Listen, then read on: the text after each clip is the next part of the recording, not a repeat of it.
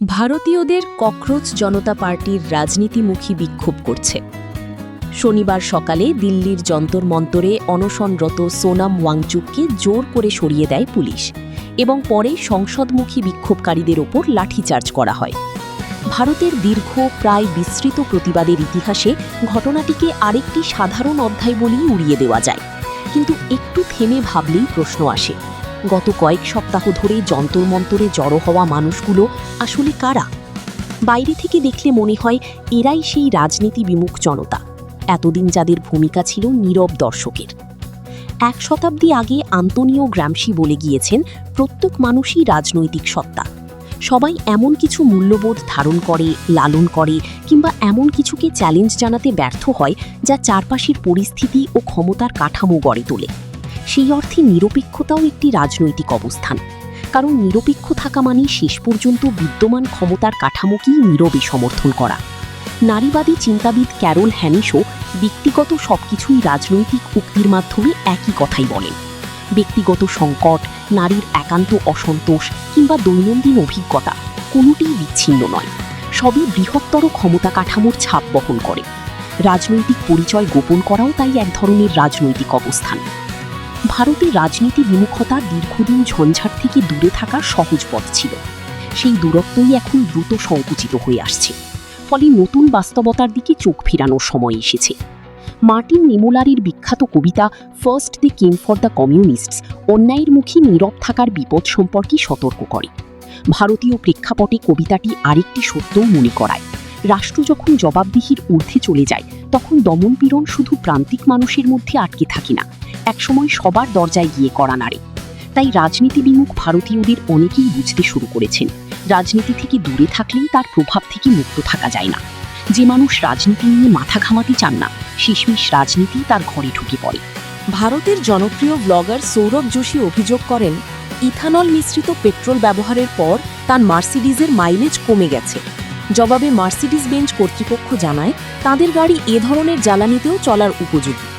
প্রযুক্তিগতভাবে কে ঠিক সেই বিতর্ক এখানে মুখ্য নয়, আসল বিষয় অন্যত্র।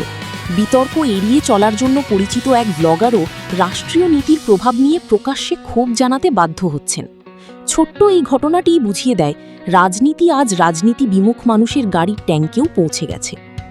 একই পরিবর্তনের আরও সূক্ষ্ম লক্ষণ জাতীয় পরীক্ষাগুলোর প্রশ্নফাঁস। নিট কিংবা সিবিএসই পরীক্ষার কেলেঙ্কারি উচ্চ মধ্যবিত্ত পরিবারের দরজাতে পৌঁছে গেছে। এতদিন যাকে মেধাভিত্তিক ব্যবস্থার সবচেয়ে নির্ভরযোগ্য সিঁড়ি মনে করা হতো, সেটিই এখন টলমল করছে। রাস্তার কুকুর নিয়ে দীর্ঘদিনের অমীমাংসিত ক্ষোভ এমন সব আবাসিক সমিতিকে সংগঠিত করেছে যারা আগে নিজেদের কোনো রাজনৈতিক শক্তি বলেই ভাবত না। এই আবহেই সামনে এসেছে ককরোচ জনতা পার্টি।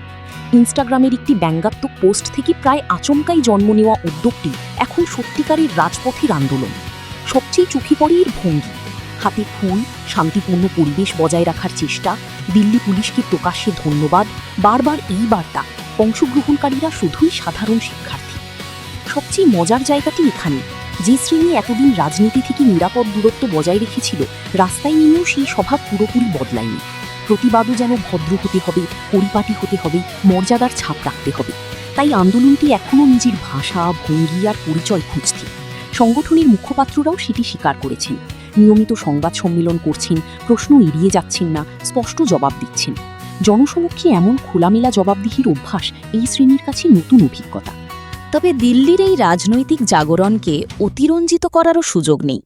এই জনসমাগম কোনো র্যাডিক্যাল আন্দোলনের ফল নয়, আবার এটিও প্রমাণ করে না যে রাজনীতিতে সক্রিয় হওয়া মধ্যবিত্ত হঠাৎ দরিদ্র মানুষের গভীর সহমর্মী হয়ে উঠেছে। দলিত পয়ঃনিষ্কাশন কর্মীরা এখনও নর্দমা আর সেপটিক ট্যাঙ্কে প্রাণ হারাচ্ছেন। স্বাধীন পর্যবেক্ষকদের হিসাবে 2026 সালের ফেব্রুয়ারি থেকে জুনের মধ্যেই মারা গেছেন 55 জন। বহু বছর ধরে অধিকারকর্মী বেজওয়ারা উইলসন অভিযোগ করে আসছেন, সরকার সংসদে এসব মৃত্যুর প্রকৃত সংখ্যা তুলে ধরে না। অথচ এসব মৃত্যু কোনো দুর্ঘটনা নয়, বর্ণপ্রথা ও কাঠামোগত বৈষম্যের নির্মম ফল, যা পুরোপুরি ঠেকানো সম্ভব। তবুও ককরোচ জনতা পার্টির আন্দোলনের কয়েক মাস আগেই যখন দলিত পয়ঃনিষ্কাশন কর্মীরা যন্তর মন্তরে আন্দোলনে বসেছিলেন, তখন সংবাদ মাধ্যমের আলো কিংবা জনসমর্থন কোনোটিই তাদের ভাগ্যে জোটেনি। তাই আন্দোলনটিকে অতিরিক্ত রোমান্টিক করে দেখার কারণ নেই। এতদিন নীরব থাকা একদল মানুষ রাস্তায় নেমেছেন বলেই সরকার নীতি বদলে ফেলবে এমন ভাবারও সুযোগ নেই। রাজনাথ সিংয়ের পুরনো কথাটাই এখনো সত্য। বিজেপি এমন সরকার নয় যে সহজে নতি স্বীকার করবে। তার উপর সদ্য জন্ম নেওয়া নির্ভর একটি আন্দোলন একাই সেই বাস্তবতা বদলে দেবে এমন বিশ্বাসেরও ভিত্তি দুর্বল। তারপরও আন্দোলনটিকে হালকাভাবে নেওয়ার উপায় নেই। সোনম ওয়াংচুক ও আইসারের শিক্ষার্থীরা সর্বস্ব দিয়ে লড়ছেন, তাই দূরে দাঁড়িয়ে শুধু দর্শক হয়ে থাকাটাই বরং প্রশ্নের মুখে পড়ে। এখনই প্রয়োজন স্বীকৃতি, সংহতি ও অংশগ্রহণ। শেষ পর্যন্ত এটি শুধু রাজনীতির প্রশ্ন নয়, মানবিকতারও প্রশ্ন। ব্যক্তিগত স্বার্থ আর তাৎক্ষণিক ক্ষোভের গণ্ডি পেরিয়ে সেই অস্বস্তি কি আরও বড় মানবিক বোধে রূপ নিতে পারে? শ্রমজীবী মানুষ বহুদিন ধরেই অসহনীয় বাস্তবতার মধ্যে বেঁচে আছে।